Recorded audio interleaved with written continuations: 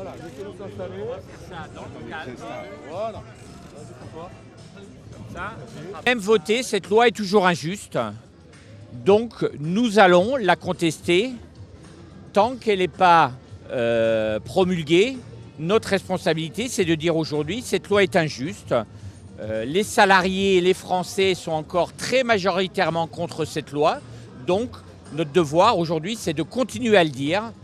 Il faut absolument s'occuper des vrais problèmes au-delà de cette loi, qui sont soulevés par cette loi. Et pour le moment, on ne les a pas encore abordés.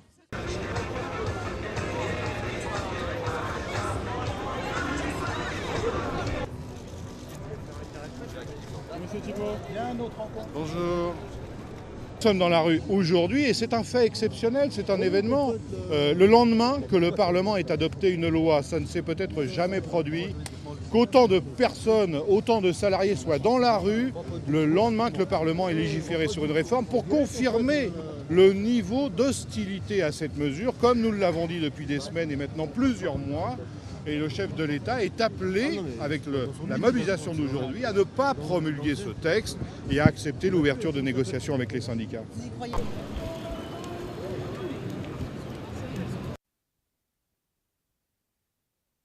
Il faut dire au président, Monsieur le Président, on ne réforme pas, on ne gouverne pas un pays contre les Français. Il n'y a pas de réforme qui ne soit juste. Vous avez la chance d'avoir un pays responsable, avec des hommes et des femmes qui savent qu'il faut une réforme des retraites. Vous avez la chance d'avoir des syndicats qui ont été responsables jusqu'au bout.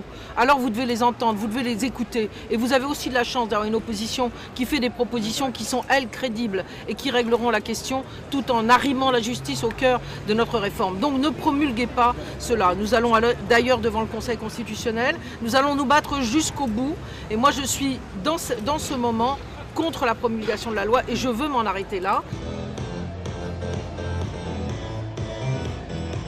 Tous ensemble, tous ensemble,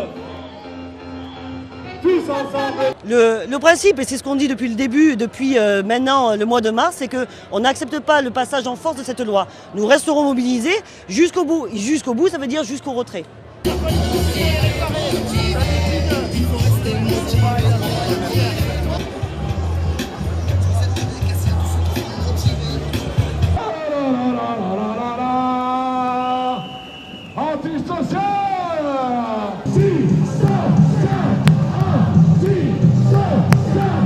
L'absence de dialogue social dans notre pays pèse fortement et amène des conflits réguliers que l'on ne devrait plus voir.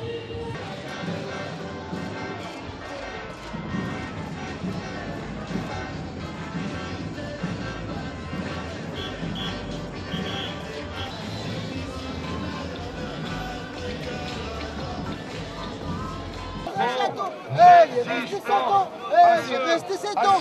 Au bout de ces 7 ans. À la retraite et nos acquis sociaux, la rue répond. Résistance et conquête sociale. Paiement des stages non rémunérés. Voilà le financement des retraites. Augmentation des salaires. Augmentation des pensions retraites. Alors on y va.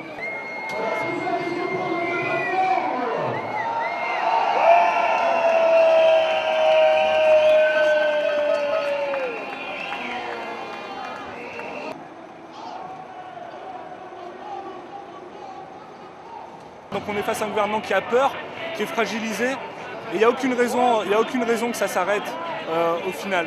C'est pas parce que l'intersyndicale va peut-être dire allez on met le frein, etc. que ça va s'arrêter, parce que la colère populaire elle est profonde. Et là, ce sera le financement des retraites. Tous ensemble, ouais, ouais. Tous ensemble, tous ensemble, ouais.